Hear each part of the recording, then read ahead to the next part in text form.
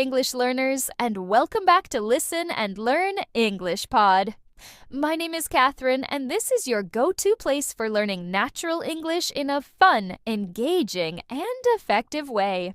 If you're serious about improving your English, you're in the right place. Now, let's talk about how you should listen to this podcast. Learning a language isn't just about knowing words. It's about hearing them in context, repeating them, and making them a natural part of your speech. That's why I'll be repeating important words and phrases multiple times, and you should say them with me. This technique is called shadowing. You listen, you repeat, and your brain absorbs the rhythm and flow of natural English. So don't just listen. Speak out loud with me. Even if you feel silly at first, trust me, this is the fastest way to build fluency.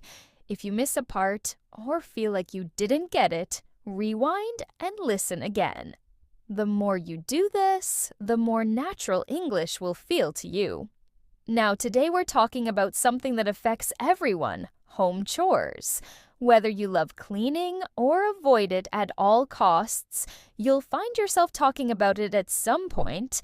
So, I'll take you through my daily home chores, and along the way, I'll explain useful expressions and phrases that you can use in real-life conversations.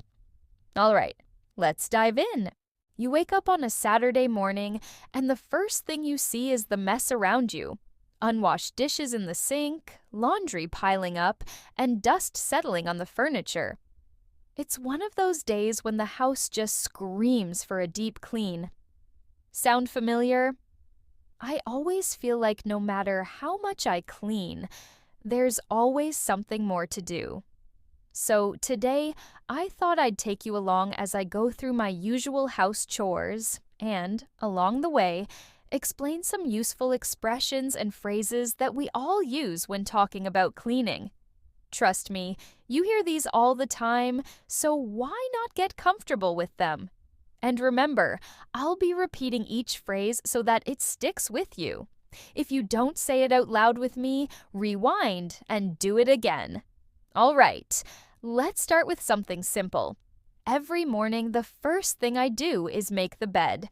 This just means to straighten the blankets and pillows so the bed looks neat. It's a small task, but it makes such a difference. Come on, repeat after me. Make the bed. Again, make the bed. Now, let's use it in a few different ways. I always make the bed right after waking up. She never makes the bed in the morning. She says it's a waste of time. Before leaving for work, I quickly make the bed so the room looks tidy. Say this last one with me. Before leaving for work, I quickly make the bed so the room looks tidy. Again, before leaving for work, I quickly make the bed so the room looks tidy. Did you say it? If not, rewind and say it with me. The more you repeat, the more natural it becomes. Now, let's talk about something that piles up quickly. Laundry. I try not to let it get out of control, but some weeks, I just forget. And suddenly, I have a mountain of laundry waiting for me. You know what I mean, right? It's when dirty clothes just pile up, and it feels like an impossible task to finish. Repeat after me. A mountain of laundry. Again, a mountain of laundry. Here's how you might hear it in daily life. I didn't do laundry for a week, and now I have a mountain of laundry to deal with. After the holiday trip, there was a mountain of laundry waiting for me. She always waits until the weekend to wash clothes, so by Saturday, she has a mountain of laundry. Let's say this last one together. She always waits until the weekend to wash clothes, so by Saturday, she has a mountain of laundry. Again, she always waits until the weekend to wash clothes, so by Saturday, she has a mountain of laundry. All right, so what do I do when I finally decide to tackle my mountain of laundry? I start by sorting the clothes. That means separating them into different piles, light clothes, dark clothes, delicate fabrics, so that nothing gets ruined in the wash. Repeat after me. Sort the clothes. Again, sort the clothes. Now, let's see it in some real-life sentences. Before doing laundry, I always sort the clothes to avoid color stains. She forgot to sort the clothes, and her white shirt turned pink. It takes a little extra time, but sorting the clothes before washing makes a big difference. Say this last one with me. It takes a little extra time, but sorting the clothes before washing makes a big difference. Again, it takes a little extra time, but sorting the clothes before washing makes a big difference. Now, here's a little trick I use to make laundry feel less like a chore. I put on some music or a podcast while I work, and suddenly the time just flies by. But laundry isn't the only thing that needs attention in my house. There's also the kitchen, the floors, the dusting, and so much more. So, after sorting the clothes, the next step is throwing them in the washing machine. Now, don't take this literally. When we say throw something in the washing machine, we don't mean actually throwing it. We just mean putting the clothes inside casually. Repeat after me. Throw the clothes in the washing machine. Again, throw the clothes in the washing machine. Let's look at how this is used in daily conversation. I was in a rush, so I just threw the clothes in the washing machine and ran out the door. Before we leave, let's throw the bed sheets in the washing machine so they're clean by the time we get back. She threw her workout clothes in the washing machine as soon as she got home from the gym. Let's repeat this last one together. She threw her workout clothes in the washing machine as soon as she got home from the gym. Again, she threw her workout clothes in the washing machine as soon as she got home from the gym. Now, while the laundry is going, I move on to the kitchen. And let me tell you, if there's one chore I absolutely hate, it's doing the dishes. Repeat after me. Doing the dishes. Again, doing the dishes. Here are some ways you might hear it. After dinner, I always end up doing the dishes while listening to music. Can you do the dishes tonight? I cooked, so it's only fair. There's a huge pile of dishes in the sink. I'll do the dishes later. Say this last one with me. There's a huge pile of dishes in the sink. I'll do the dishes later. Again, there's a huge pile of dishes in the sink. I'll do the dishes later. Okay, so dishes are done, but the kitchen still isn't clean. The next thing I do is wipe down the counters. This means cleaning the kitchen counters with a cloth or sponge to remove dirt, spills, and crumbs. Repeat after me. Wipe down the counters. Again, wipe down the counters. Now, let's put this into some real-life examples. After cooking, I always wipe down the counters to keep the kitchen clean. She wiped down the counters before setting the table for dinner. The juice spilled everywhere. Can you wipe down the counters, please? Let's say this last one together. The juice spilled everywhere. Can you wipe down the counters, please? Again, the juice spilled everywhere. Can you wipe down the counters, please? All right, so the laundry is going, the dishes are done, and the kitchen counters are clean. But there's one more thing I have to do every day. Sweep the floor. Repeat after me. Sweep the floor. Again, sweep the floor. Here's how this phrase appears in daily conversation. I like to sweep the floor every evening to keep the house dust-free. After the party, I had to sweep the floor because there were crumbs everywhere. Can you sweep the floor before our guests arrive? Say this last one with me. Can you sweep the floor before our guests arrive? Again, can you sweep the floor before our guests arrive? Now, here's the thing. Sweeping is good, but sometimes the floor needs a deeper clean. That's when I mop the floor. Repeat after me, mop the floor. Again, mop the floor. And here's how it's used in real life. I spilled some juice, so I need to mop the floor before it gets sticky. She mopped the floor this morning, and now it smells fresh and clean. We should mop the floor at least once a week to keep the house looking nice. Let's say this last one together. We should mop the floor at least once a week to keep the house looking nice. Again, we should mop the floor at least once a week to keep the house looking nice. Okay, so the kitchen is clean, the floor is clean, and the laundry is almost done. But there's still one more thing left. Dusting the furniture. So, after mopping the floor, the next thing on my list is dusting the furniture. This means using a cloth or a duster to clean off dust from surfaces like tables, shelves, and cabinets. Repeat after me. Dusting the furniture. Again, dusting the furniture. Here's how this phrase is used in everyday conversation. I spent the morning dusting the furniture because everything was covered in dust. She dusts the furniture every Sunday to keep her home looking fresh. Before the guests arrived, I quickly dusted the furniture so the place looked neat. Let's say this last one together. Before the guests arrived, I quickly dusted the furniture so the place looked neat. Again, before the guests arrived, I quickly dusted the furniture so the place looked neat. Now, let me tell you something funny. I hate dusting, but you know what's worse? Decluttering the house. Decluttering means removing unnecessary things from a space to make it more organized. It's basically cleaning up all the mess that somehow magically appears over time. Repeat after me. Decluttering the house. Again, decluttering the house. Let's see how this phrase appears in daily life. I spent the weekend decluttering the house and donating old clothes. She declutters the house every few months to keep things organized. Before moving, I had to declutter the house and get rid of so much junk. Let's say this last one together.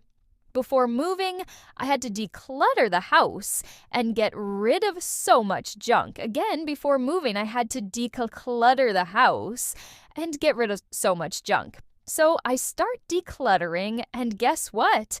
I always find things lying around. This means objects are scattered everywhere, not in their proper place. Repeat after me. Things lying around. Again, things lying around. Here's how you might hear it in conversation. There were books and clothes lying around, so I had to clean up. I can't relax when there are things lying around everywhere. She asked her kids to pick up their toys instead of leaving them lying around. Let's say this last one together. She asked her kids to pick up their toys instead of leaving them lying around. Again, she asked her kids to pick up their toys instead of leaving them lying around. And after all that effort, when everything is in its place and the house looks clean, I feel so relieved. But then I remember something. I still need to take out the trash. Repeat after me. Take out the trash. Again, take out the trash. Let's see this phrase in action. I forgot to take out the trash last night, and now the kitchen smells terrible. Before bed, I always take out the trash so the house stays fresh. Can you take out the trash? It's overflowing. Let's repeat this last one. Can you take out the trash? It's overflowing. Again, can you take out the trash? It's overflowing. So, the house is clean, the trash is out, and I'm finally done. Or so I think. Because then, I noticed the laundry. I still need to fold the clothes. So, just when I thought I was done, I see this giant pile of clean laundry sitting there, waiting to be folded. And let me tell you, folding the clothes is not my favorite chore, but it has to be done. Repeat after me. Folding the clothes. Again, folding the clothes. Let's see this phrase in action. After doing the laundry, I spent an hour folding the clothes. She always folds the clothes neatly before putting them away. I love washing clothes, but I hate folding them. Let's repeat this last one together.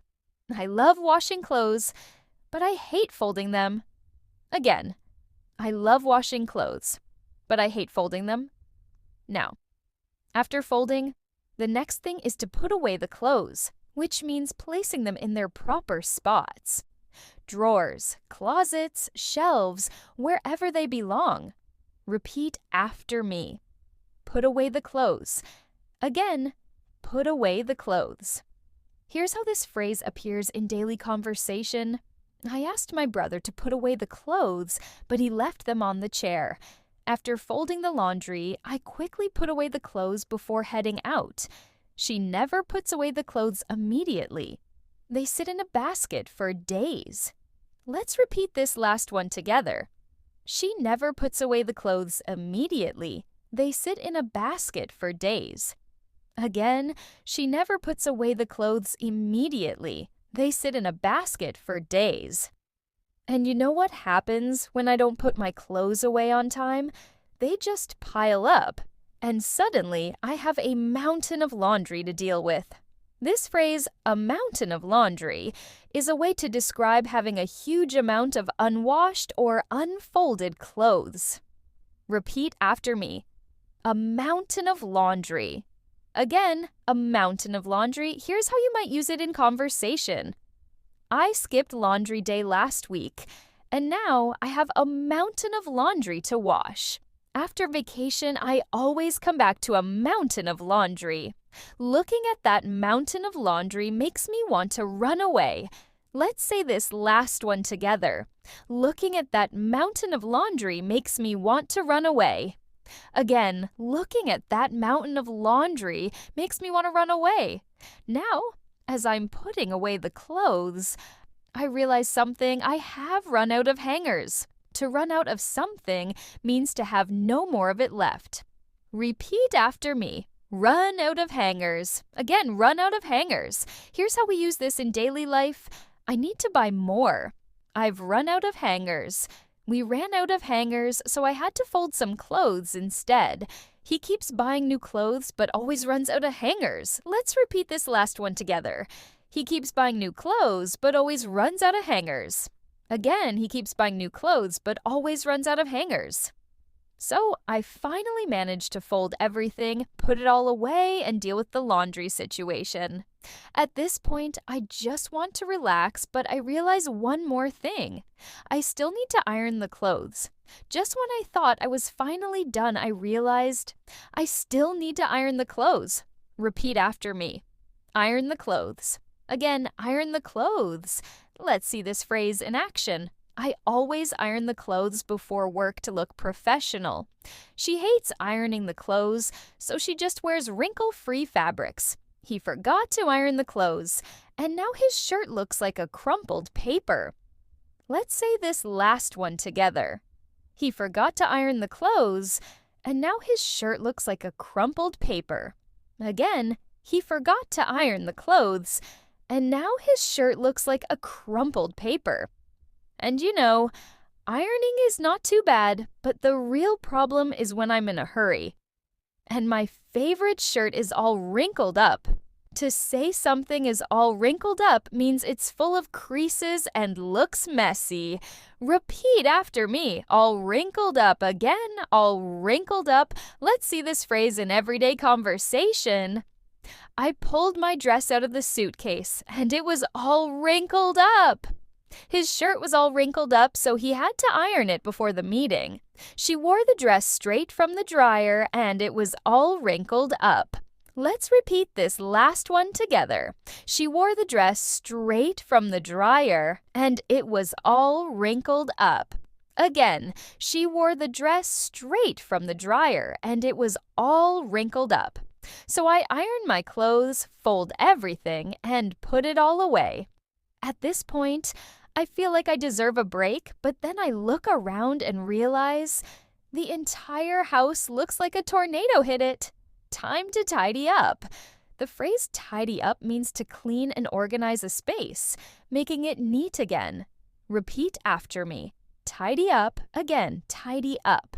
Let's go through some real-life examples. Before guests arrive, I always tidy up the living room. She tidied up the kitchen after cooking a big meal. I need to tidy up my workspace before I can focus. Let's repeat this last one together. I need to tidy up my workspace before I can focus. Again, I need to tidy up my workspace before I can focus. And here's the thing. Sometimes, even after tidying up, things don't feel completely clean. That's when I know it's time for a deep clean. A deep clean means to clean very thoroughly, reaching all the hidden spots. Repeat after me. Deep clean. Again, deep clean. Let's see this phrase in different situations. I do a deep clean of my apartment every Sunday. She spent the whole weekend deep cleaning her house. After the party, we had to do a deep clean to get rid of the mess. Let's repeat this last one together. After the party, we had to do a deep clean to get rid of the mess. Again, after the party, we had to do a deep clean to get rid of the mess. So, I finally finished the deep clean, and the house looks spotless. But then I noticed something. I have a pile of dishes waiting for me in the sink.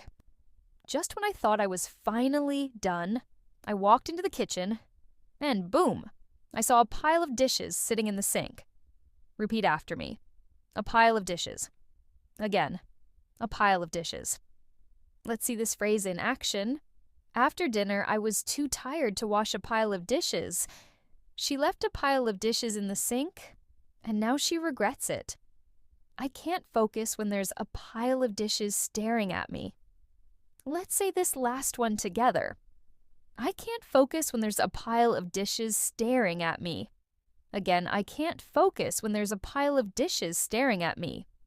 Washing dishes is something I try to do right after I cook, but sometimes I just let them pile up.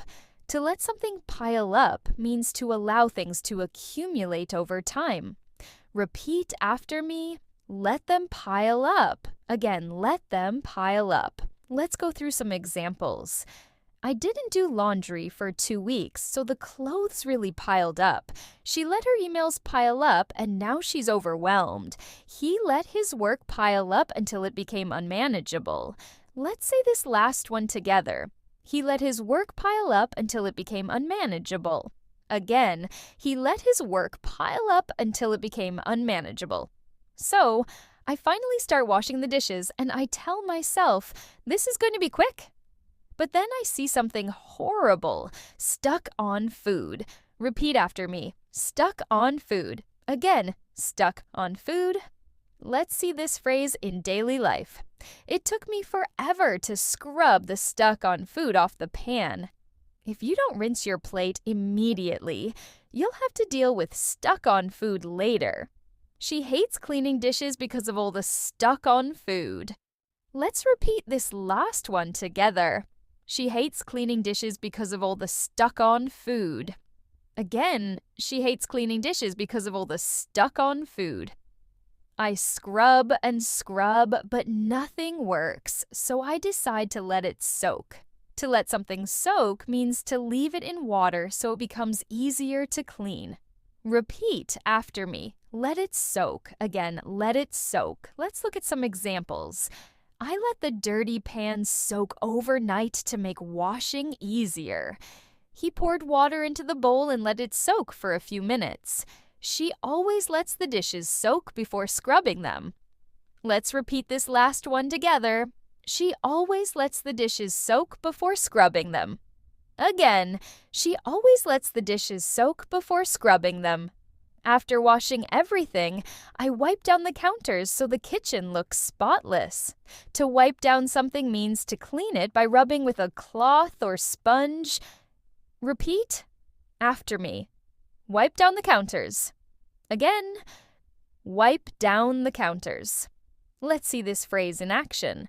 After cooking, I always wipe down the counters to keep the kitchen clean. She wiped down the table before setting the plates. He wiped down the sink after brushing his teeth. Let's repeat this last one together. He wiped down the sink after brushing his teeth. Again, he wiped down the sink after brushing his teeth. So now, the kitchen is sparkling clean, and I can finally relax. But wait, there's one last thing to do. Just when I was about to sit down and enjoy my spotless kitchen, I noticed something unpleasant. The trash was overflowing. Repeat after me. Overflowing. Again, overflowing. This means something is so full that it's spilling over the edges. Let's go through some examples. The trash was overflowing, so I had to take it out immediately. Her inbox was overflowing with unread emails. After the party, the sink was overflowing with dirty dishes. Let's say this last one together. After the party, the sink was overflowing with dirty dishes. Again, after the party, the sink was overflowing with dirty dishes. So I knew what I had to do. I had to take out the trash. Repeat after me. Take out the trash. Again, take out the trash. This simply means to remove the garbage and put it in a designated outdoor bin. Let's look at some examples. I always take out the trash before going to bed. She forgot to take out the trash, and now the kitchen smells bad. He takes out the trash every morning as part of his routine. Let's say this last one together. He takes out the trash every morning as part of his routine. Again, he takes out the trash every morning as part of his routine. I grabbed the bag, tied it up, and carried it outside. But guess what? The bin was already full to the brim. Repeat after me. Full to the brim. Again, full to the brim. This means something is completely full with no space left. Here are some examples. The cup was full to the brim with hot coffee. Her suitcase was full to the brim, but she still wanted to add more clothes. The stadium was full to the brim with excited fans. Let's repeat this last one together. The stadium was full to the brim with excited fans. Again, the stadium was full to the brim with excited fans. So I had to squeeze the bag in and hope it wouldn't fall over. To squeeze something in means to fit it into a tight space. Repeat after me. Squeeze it in. Again, squeeze it in. Let's see this phrase in action. She managed to squeeze her books into her already full backpack. He squeezed in one more chair at the dinner table. They had to squeeze their car into a tiny parking space. Let's repeat this last one together. They had to squeeze their car into a tiny parking space. Again, they had to squeeze their car into a tiny parking space. After finally dealing with the trash, I took a deep breath, walked inside, and called it a day. Repeat after me. Called it a day. Again, called it a day. This means to stop working and rest because you've done enough for the day. Let's go through some examples. After hours of cleaning, I finally called it a day. She finished the report and decided to call it a day. Once the sun set, the farmers called it a day and went home. Let's say this last one together. Once the sun set, the farmers called it a day and went home. Again, once the sun set, the farmers called it a day and went home. And just like that, my chores were done. Well, at least for today. Because let's be real, tomorrow there'll be a whole new list waiting for me. You know, just when I thought I had everything under control, I realized something. I was running out of clean clothes. Repeat after me, running out of, again, running out of. This means to have very little of something left until it's completely gone. Let's go through some examples. I'm running out of coffee. I need to buy more. She's running out of patience with her noisy neighbors. We're running out of time to finish the project. Let's repeat this last one together. We're running out of time to finish the project. Again, we're running out of time to finish the project. So, there was no escaping it. It was laundry day. I gathered all my clothes and started sorting them out. Repeat after me. Sorting them out. Again, sorting them out.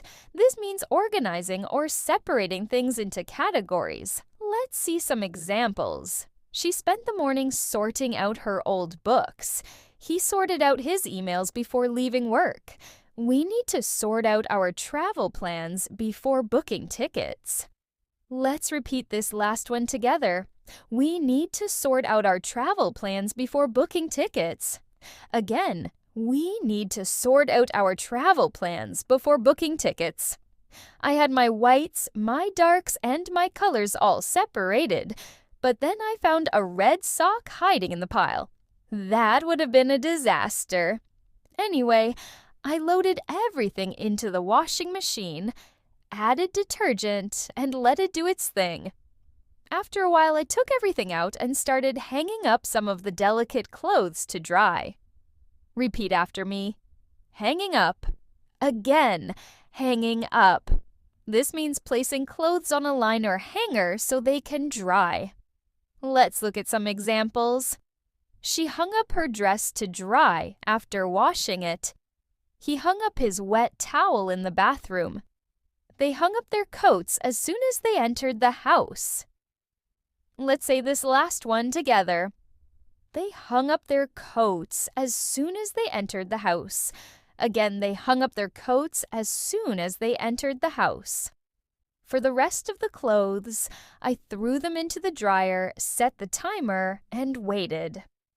Once they were dry, it was time to fold them up. Repeat after me. Fold them up. Again, fold them up. This means to neatly fold clothes and put them away. Here are some examples. She folded up her sweaters and placed them in the drawer. He folded up the blankets and stacked them on the shelf.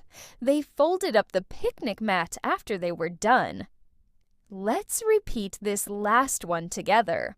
They folded up the picnic mat after they were done. Again, they folded up the picnic mat after they were done. As I was folding, I realized I'd forgotten something. I still had socks that needed to be paired up. Repeat after me. Paired up. Again, paired up. This means to match two similar things together. Here are some examples. She paired up all the socks before putting them away. He paired up students for the group project. The coach paired up the players for practice drills. Let's repeat this last one together. The coach paired up the players for practice drills. Again, the coach paired up the players for practice drills. Finally, after what felt like forever, my laundry was done, folded, and put away. Just when I thought I could finally sit down and relax, I noticed something dust everywhere. It's like no matter how often I clean, it just creeps back in. Repeat after me. Creeps back in. Again. Creeps back in. This means something gradually returns or appears again without you noticing at first. Let's go through some examples. She cleaned her desk, but the clutter kept creeping back in. Old habits have a way of creeping back in when you're not careful. The smell of food from the kitchen crept back into the living room. Let's repeat this last one together. The smell of food from the kitchen crept back into the living room. Again, the smell of food from the kitchen crept back into the living room. So, I grabbed my duster and started wiping down the shelves. Repeat after me. Wiping down. Again, wiping down. This means to clean a surface by wiping it. Here are some examples. She wiped down the kitchen counter after cooking. He wiped down the windows to remove the dust. The staff wiped down all the tables before closing the cafe. Let's repeat this last one together.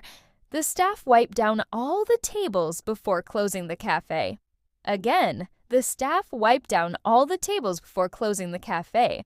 As I was wiping down the furniture, I knocked over a picture frame. Luckily, it didn't break. But that's when I realized I also had to tidy up the living room. Repeat after me. Tidy up. Again, tidy up. This means to clean or organize a space. Let's look at some examples. She tidied up her desk before leaving work. He tidied up the kitchen after dinner. They tidied up the living room before guests arrived. Let's repeat this last one together. They tidied up the living room before guests arrived. Again, they tidied up the living room before guests arrived. While I was tidying up, I noticed my carpet was covered in crumbs and pet hair. So it was time to vacuum the floor. Repeat after me. Vacuum the floor. Again, vacuum the floor. This means to clean the floor using a vacuum cleaner. Here are some examples. She vacuumed the floor after her kids made a mess. He vacuumed the floor before the guests arrived. They vacuumed the floor to get rid of pet hair. Let's say this last one together. They vacuumed the floor to get rid of pet hair. Again, they vacuumed the floor to get rid of pet hair. After vacuuming, I decided to go one step further and mop the floor as well. Repeat after me. Mop the floor. Again, mop the floor. This means to clean the floor using a mop and water. Let's go through some examples. She mopped the floor to remove the stains. He mopped the floor after spilling his drink. The janitor mopped the floor at the end of the day. Let's repeat this last one together. The janitor mopped the floor at the end of the day. Again, the janitor mopped the floor at the end of the day. Finally, after all that work, my home was spotless, at least for now. Just when I thought I could finally rest, I realized my laundry basket was overflowing. Clothes were piling up, and I couldn't ignore it any longer. Repeat after me. Piling up. Again, piling up. This means to accumulate or increase in quantity, usually to the point where it becomes overwhelming. Let's go through some examples. The emails in my inbox keep piling up. Dishes pile up quickly if you don't wash them regularly. His work responsibilities were piling up, making him feel stressed. Let's repeat the last one together. His work responsibilities were piling up, making him feel stressed. Again, his work responsibilities were piling up, making him feel stressed. So I grabbed my laundry basket and started sorting out the clothes. Repeat after me. Sorting out. Again, sorting out. This means organizing or separating things into categories. Here are some examples. She spent the morning sorting out her closet. He sorted out the documents before the meeting. They sorted out their travel plans for the vacation. Let's repeat this last one together. They sorted out their travel plans for the vacation. Again, they sorted out their travel plans for the vacation. Once I had the clothes sorted, I threw a load into the washing machine and set it to run. Repeat after me. Set it to run. Again, set it to run. This means to start a machine, program, or system to operate automatically. Here are some examples. She set the dishwasher to run before leaving the house. He set the coffee maker to run in the morning. They set the washing machine to run overnight. Let's say this last one together. They set the washing machine to run overnight. Again, they set the washing machine to run overnight. While the washing machine was doing its thing, I headed to the kitchen where the sink was stacked with dishes. Repeat after me. Stacked with dishes. Again, stacked with dishes. This means having a large number of dishes piled up, usually unwashed. Here are some examples. The sink was stacked with dishes after the party. She always washes the dishes before they get stacked up. His roommate never washes dishes, so they keep getting stacked. Let's repeat this last one together. His roommate never washes dishes, so they keep getting stacked.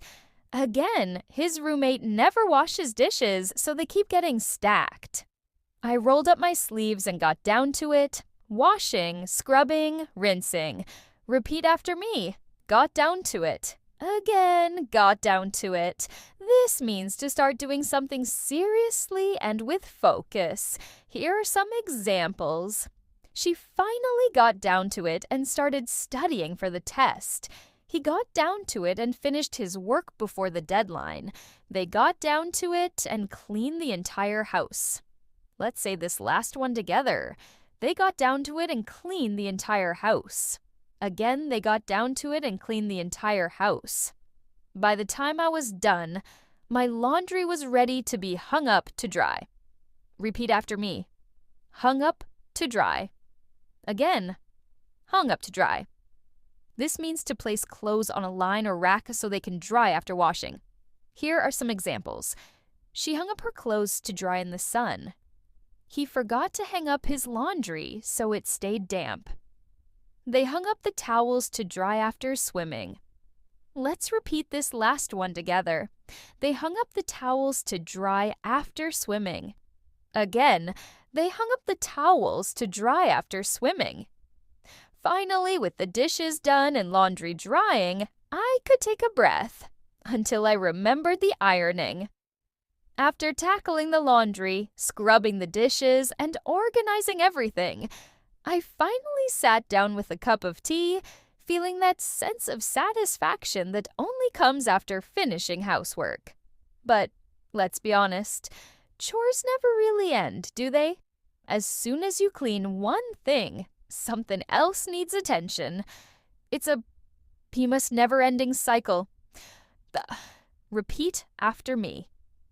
Never-ending cycle. Again, no tea, never-ending cycle. This means something that keeps happening over and over again without stopping. Here are some examples. Work and responsibilities can feel like a never-ending cycle. She was stuck in a never-ending cycle of cleaning and tidying. Life sometimes feels like a never-ending cycle of waking up, working, and sleeping. Let's say this last one together. Life sometimes feels like a never-ending cycle of waking up, working, and sleeping. Again, life sometimes feels like a never-ending cycle of waking up, working, and sleeping. But despite the constant chores, there's something satisfying about seeing a clean space, knowing you've taken care of everything. And remember, language learning is just like housework. Consistency is key. Keep repeating, practicing, and using these expressions in your daily conversations. Before we wrap up, let me remind you, if you want to review all the expressions and phrases we used today, check out the PDF in the description. It has everything we covered, so you can practice at your own pace. If you found this episode helpful, don't forget to like, share, and subscribe to the channel. Your support keeps this learning journey going. Thanks for joining me today. Keep practicing, and I'll see you in the next episode.